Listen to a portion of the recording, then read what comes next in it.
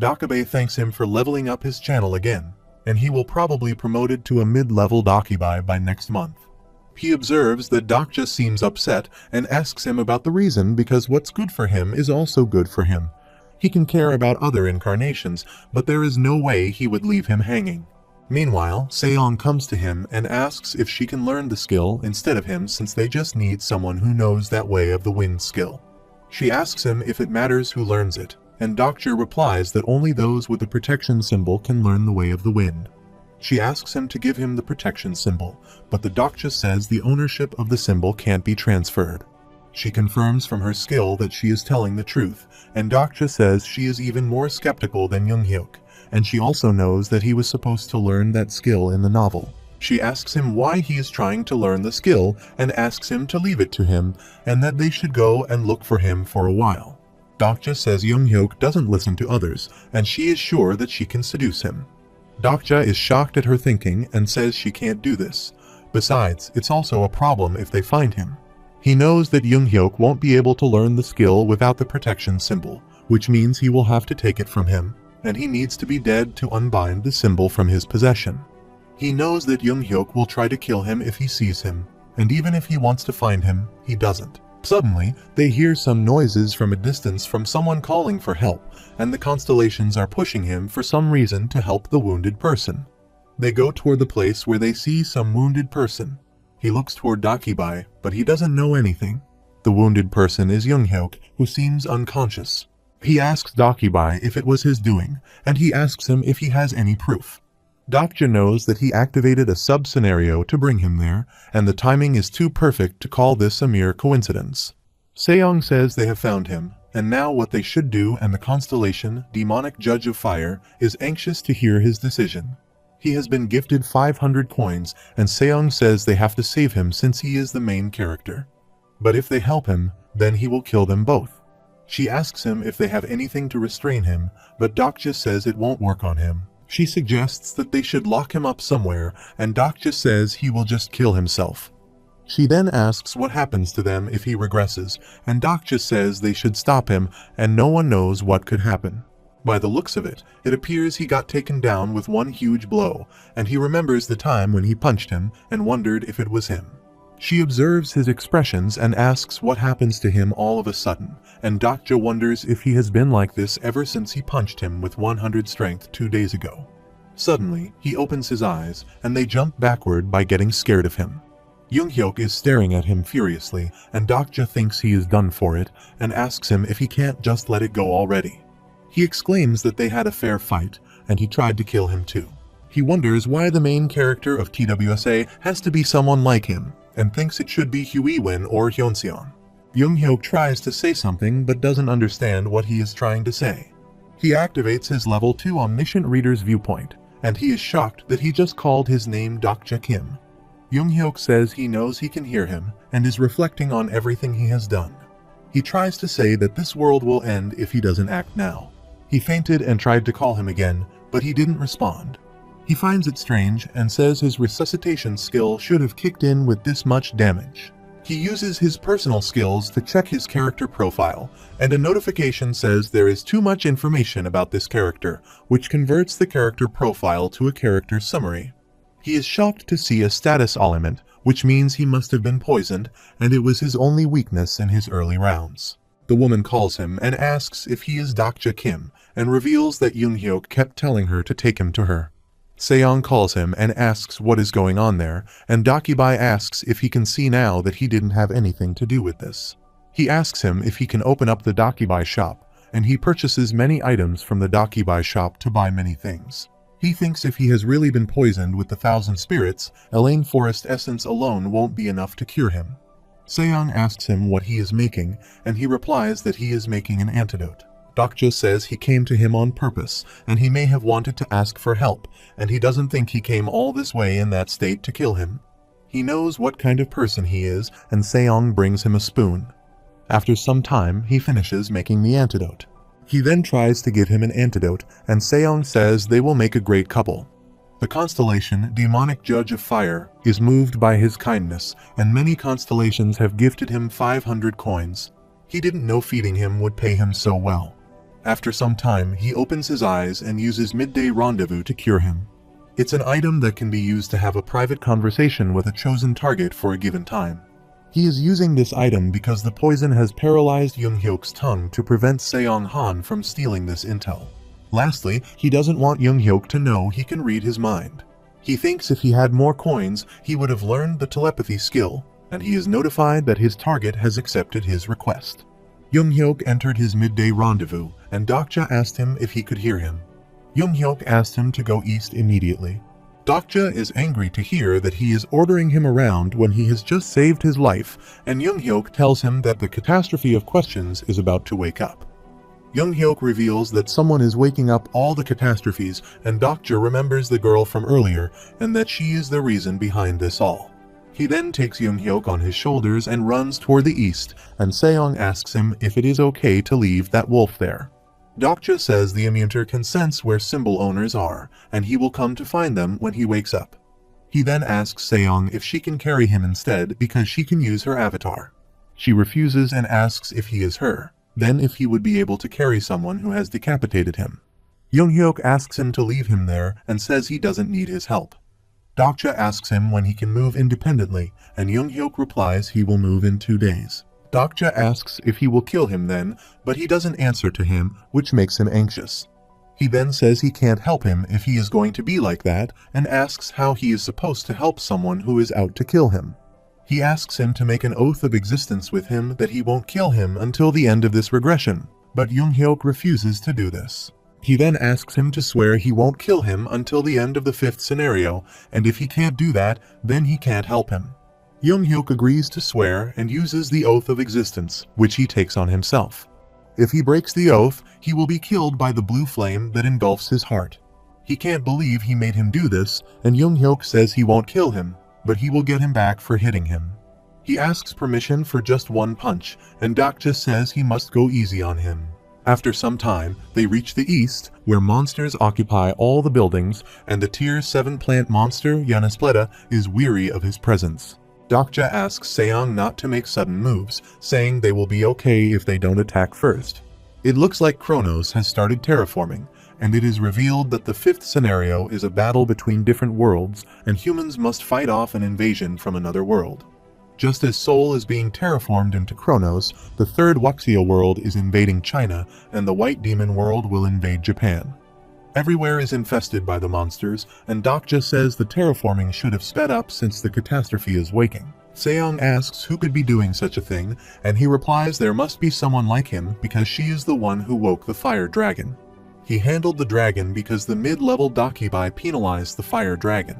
She asks him if there shouldn't be some kind of penalty this time too, and he replies that penalties won't work on the catastrophe of questions, and he doubts the Dakibai will help them anymore.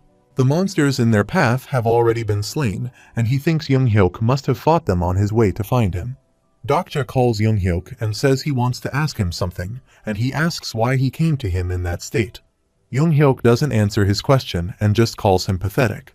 He says that if he were to give up that easily, then he wouldn't have even begun his journey.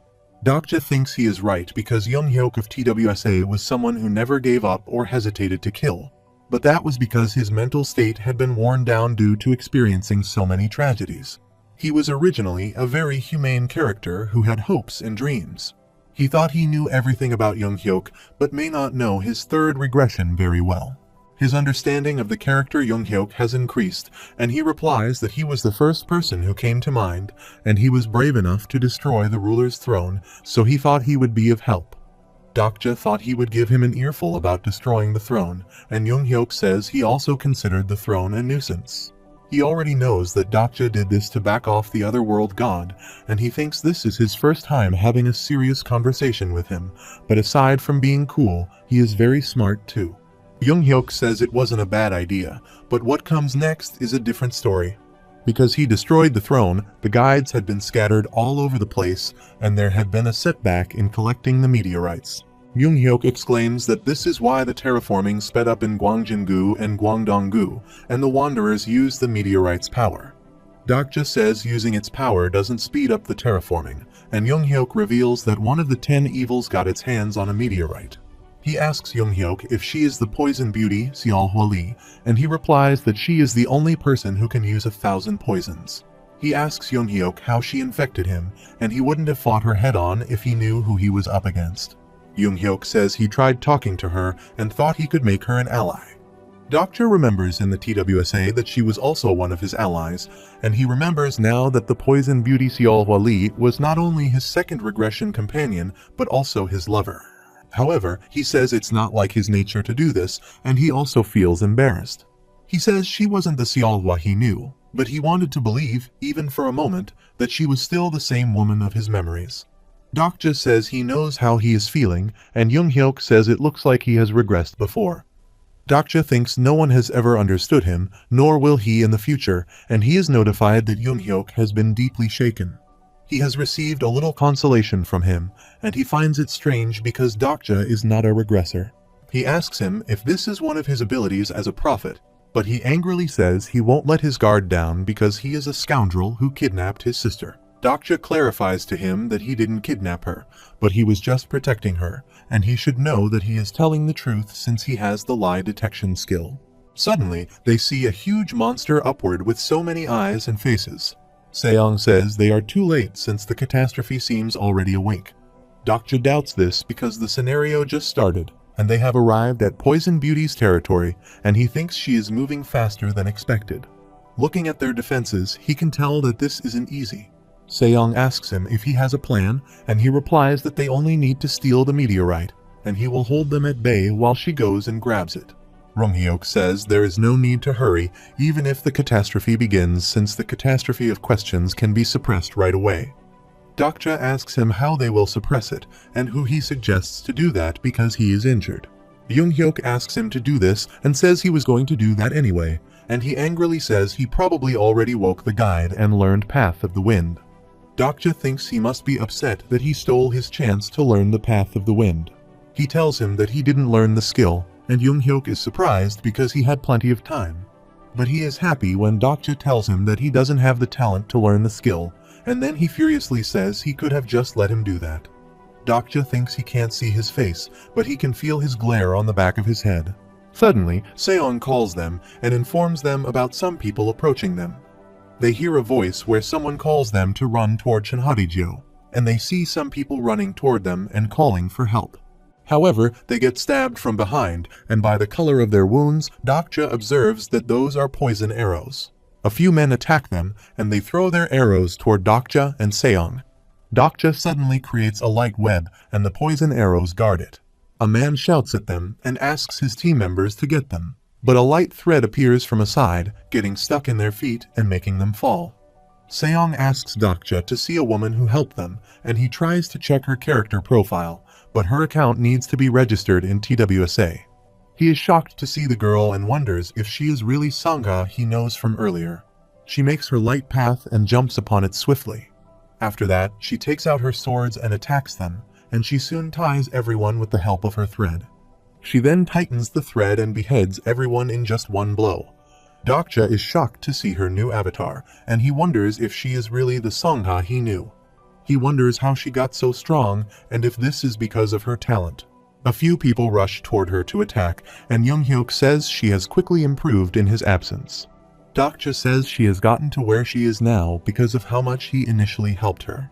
He doesn't seem happy to see her powerful and calls her from behind when she is fighting with the people. She asks him what he is doing there, and he asks her to talk after they leave. Young-hyuk asks him to get to the high-rise back over there, and they need to secure a view of the surroundings from higher ground. He also instructs him to watch that woman better, and Dokja wonders which woman he is talking about because there are Sangha and Seong. After some time, they reach a safe place, and he asks her if she is fine. After that, there is an awkward silence, and he wonders if they have only been apart for a few days, but things are awkward between them. He observes that she is pretty well equipped, and she says he has been through a lot too. She tells him that when she opened her eyes after being transported, she was in Gangdong-gu with Pildo. He helped her out a lot, and Dokja observed they seemed to have gotten close, seeing how she was calling him by name now. He asks her about him, and she reveals that they separated when fighting against the Gangdong-gu group. He was trying to save her and asked her to run away. At the last minute, he lures them toward the Han River, and Dokja is shocked that he died saving someone because he was one of the 10 evils. But he should still be alive after seeing how nothing has happened to him despite the contract with the defense master. He asks Sangha not to worry because Pildo should be okay. He then asks her where she got those clothes and knives, and she replies that after they got separated, he came across a green meteorite. He thinks the green meteorite holds rare items, and she was lucky to have come across it so early. Seong doubts her and says those items alone couldn't have made her that strong. She asks her about her supporting Constellation and how she leveled up her agile movement and reinforced knife fighting skills so quickly. Sangha is surprised by her questions and asks her about her identity, and she tells her that she is the first disciple. Sangha remembers the time when they attacked their group and also beat Jihai badly, and now she gets that she was the reason behind all this. She angrily takes out her knife and is ready to attack her, but Dokja stops her and says she is not an enemy. She asks them if they are friends already, and he says it's nothing like that, but she killed all those in the Chungmuro group. Dokja remembers she was the second in command of the Chungmuro group in his absence, and Seong seems to recognize her. He calls Dokja and says Sangha seems to be hiding something. She says she wasn't that strong when she saw her then, but now she seems suspicious. She cannot improve herself that fast, even with a fabled constellation supporting her, unless she has an SSS-grade growth skill. Dokja wants to say her wrong, but he can't help but agree with her. Seeing her use the magic thread, he thought her supporting constellation was Aradni, lover of the abandoned labyrinth. However, a constellation at that level can't help her grow that quickly. Her movements looked like Hermes' stroll, but if her supporting constellation were Ariadne, she wouldn't be able to use Hermes' stigma. He is about to ask her something, but a Dakibai appears there and says it looks like the participants seem to be hot-headed this time. They still have a week to go until the start of the scenario, but many of them are waking the catastrophe. He would take it easy for a while since the Dakibai in charge was away. He smiles and says they are begging for it, and he can give them a scenario and still call himself a Dakibai. Dokja thinks it is not good because the scenario at a time like this can only mean their death.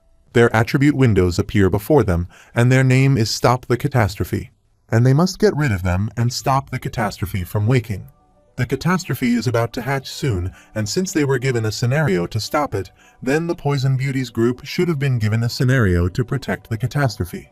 He then asks them to calm down and says this isn't the time to fight amongst themselves. The time limit for the scenario is 2 hours, which means that the catastrophe will be hatched in 2 hours. They have to take care of this matter first.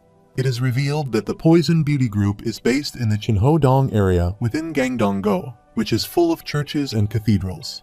The least terraformed area is north-northeast from their base, near Qingjong Road 16GL. If they can make it through there, they will be able to get to their base in no time, and it will be heavily guarded though. Dokja says they can move from building to building where possible, and he asks Seong and Snaga to take the front and try to get along. They follow his instructions and reach the front area where there are many Wandiers already. Dokja runs toward a window to reach the Poisonous Beauty while the Wanderers run behind Seong, who uses her avatars to distract them. In the meantime, Sangha appeared from behind and used her light thread to tie them up. They get stuck in her thread and fall to the ground. She uses her thread and tears one's head using it. Seong calls her ruthless, while Sangha says that is rich coming from her. Dokja observes them and thinks they will make a good pair, while he reaches the Poison Beauty in no time. She calls him and asks about his identity, but Dokja doesn't recognize her right away, seeing her white hair and lips as red as a poppy blooming atop a snowy mountain. She is one of the 10 evils called the Poison Beauty, Seolholi. It is revealed that there are 3 ways of hatching the meteorite. The first is to wait until it hatches at the start of the scenario, and the second is to borrow the meteorite's power. The third and fastest method is to fill the meteorite with mana deliberately. The hatching ceremony, the Prayer of the Lost, releases a slight mana, and Seolhwa sets up camp in an area with many churches so she can hatch the meteorite with the people's mana. He asks her to stop all this unless she wants to die, but she asks him again about his identity. He thinks that in TWSA's third regression, she borrowed the meteorite's power, but she wasn't foolish enough to try to hatch it earlier like this. He asks her to stop hatching the meteorite immediately, and she asks him what he will do if she refuses. She informs him that they will die there, but asks him to look to the side where she has created many monsters. They are all called Tier B Humanoid Demon Insect Man, and he is being notified that they are all hostile towards him. He finds it strange and wonders why the meteorite shouldn't give her the power to mutate people, and she orders them to kill Dokja. He activates his skill, Blade of Faith, and changes his ether affix into the fire. He puts fire everywhere to burn those insects away, and the fire pressure is so much that Seolhwa covers her eyes from it. She is then shocked to see a sword coming toward her, and Dokja tries to hit her with the sword, but she grabs the sword at the time and dodges his attack. She uses her poison nails and tries to attack him back, but he pushes behind and saves himself. He again asks her to give up and says catastrophe won't be good for her either, and there isn't even a penalty for failure in this scenario. He observes the glare in her eyes, and it looks like she is more determined to wake the catastrophe than to harness its power. Even those who don't know the original story can see that soul will be ruined if it wakes, and he wonders why she is trying to wake it up. He activates his personal skill to check her character profile and finds out that a parasite has infected her and it is controlling her mind. Dokja is notified that his memory of certain scenes has been elaborated due to his attribute, and he remembers that the fifth scenario was created with a catastrophe of Korons as its motive. The day Kronos was destroyed, then the 5 ruling species of Koronos each elected a hero. They were to carry on each of their world's legacies by surviving the end of their worlds, and they were sent to other worlds through a star stream contract.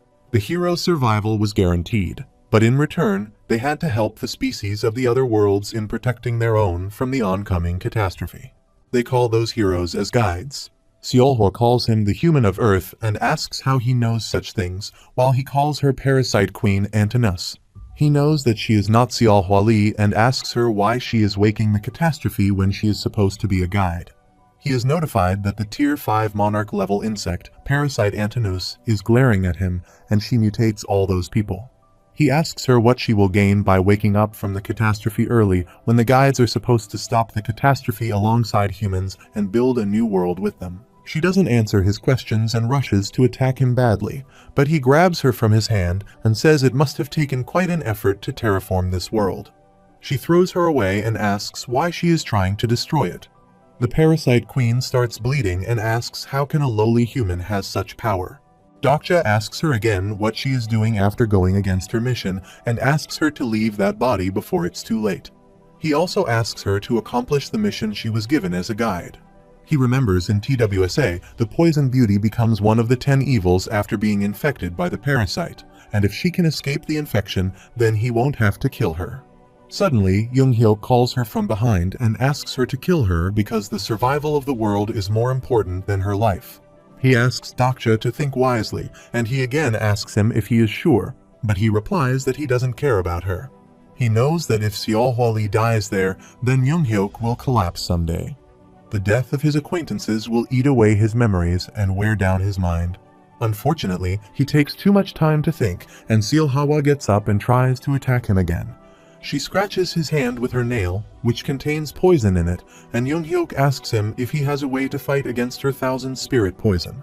Dokja asks her if she knows who he is that she has infected, and if she knows that, then she wouldn't have entered her body like that. He shows her a book, and he is notified that his body has temporarily gained resistance to poison, and the Constellation Divine Doctor Guam is looking at him in amazement. The book is called Blocks Poinso Damage, and the Constellation Divine Dr. Guam is looking at him in amazement. Dokja thinks about the king's qualifications, which were underway, and that all the kings were after the 4 Yin Demon Decapitators. He collected many other items, including a book called Dongbabogam. Dongbabogam was a constellation artifact that could only be completed after collecting its 25th chapters. He could only find 8, but it was enough to activate the effect of the S-grade item, Detox Bead. Seolhwa is shocked to see her 1,000 spirit poison being destroyed by him, and Dokja tells him that it can't be removed using the Detox Bead. However, she can do this with Dongbabogam, and he is notified that the item's effect, Dongbabogam Incomplete, is currently activated because the constellation that created the 1,000 spirit poison is Divine Dr. Guam, Junhyo. The constellation Divine Dr. Gua laughs faintly at his story. It is revealed that a poison created by studying 1,000 spirits is the 1,000 spirit poison that Seolhwa Lee is exuding right now. Dongbubagam essentially recorded Junhyo's failed attempt to perfect the Thousand Spirit poison. This parasite infection had nothing to do with his original intentions, which means Seolhwa wasn't attacking him out of her own will. He is notified that the Constellation, Divine Dr. Guam, is looking at him apologetically, and they ask for his forgiveness. He asks Seolhwa to get out of there while he is giving her a chance. He advises her to return to a guide since it's not too late, teach people her skills, and get along with them. He says she might be a Constellation one day, but she despises him. Dokja wonders if it is her hatred for humans that caused this. He apologizes to her for destroying her world, but that doesn't mean that she has to destroy other worlds as well. But she doesn't listen to him and jumps upon him to attack, saying all of them will die. Dokja grabs her hand and thinks he doesn't want to do this since Seolhwa would be in a lot of pain. He is notified that the special effect of Dongbubagam Incomplete has been activated, and it has taught them the essence of Oriental medicine. Dokja thinks his book is incomplete, so he can't use it to concoct powerful poisons or save someone from dying. However, he can give basic treatment to someone who is sick. He uses the personal skill, Pressure Point Level 2, and hits her head to remove the insect from her body. She cries in pain, sits on the ground, and shouts loudly. However, he is notified that the essence of Oriental medicine takes its effect, and a stream of fluid comes out of her mouth.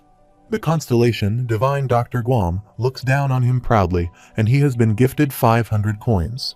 She then comes into consciousness and asks him about who he is, and he replies that Junghyuk has sent him. She asks him about Junghyuk, but he asks him not to do anything stupid there. He thinks with the medicine, Seolhwa will be able to join Junghyuk's group.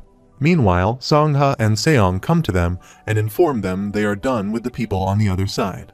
Suddenly, he forbids them from coming any closer, and a huge parasite emerges from Seolhwa's body. The parasite Queen Antinous looks like this, and he asks everyone to get away before they get infected. The queen tries to attack him, but he grabs her leg. She is fast, and he can't dodge it, even with her agility over 50. Although her world is gone, she has been a hero there and is probably as strong as Leikyon. Suddenly, the queen attacks him and throws him away, and he thinks he just needs to hold her off a bit more. A guide can't go rampaging like that before the scenario ends, and she is violating the rules of plausibility. There is no way she will be able to handle what comes after. He then remembers his gadget with him and asks the queen if he is not the one she should be fighting. Suddenly, Leikyon interrupts them and asks Dokja if he has called for him. Antinous calls him from behind, and he furiously asks her what she is doing there. He asks her if she needs to remember her mission and why she is fighting against the humans of this world. Antinous asks if she didn't know they had such things, and he tells her that it's their duty as guides to lead them in their fight against the oncoming catastrophe.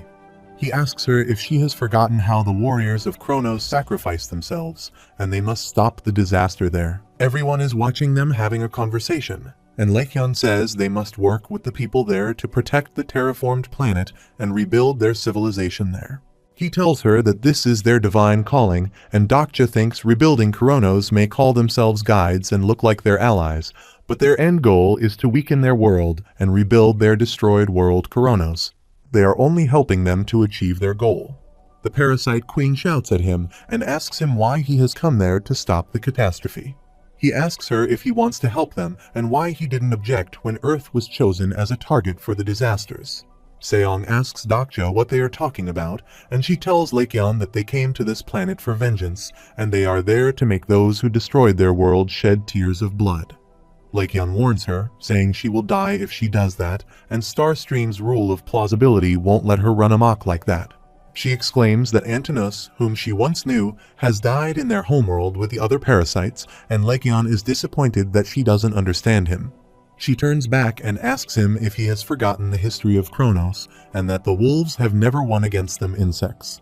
Leikyon replies he is not the same immunter she used to know, and she laughs and says she will see by herself how much his way has improved. She uses her skill, Accelerating Wings level 8, and jumps to attack Leikyon at full speed. At the same time, she uses another skill, Mantis Break level 8, and jumps toward him, but he reacts on time and dodges her attack. She attacks him multiple times, but he dodges her every time. Everyone is shocked to see that instant acceleration, and Dokja tells them he is using the way of the wind. He thinks about the skills that can be used for mobilizing, dodging, and attacking, and if he can master them, he can use them instead of all other skills. Soon, the Parasite Queen is exhausted by his skill and the pressure of the wind, and Lycaon asks her to kneel before the might of the wind. He again attacks her with his full might, and this time the wind pressure pierces through her body.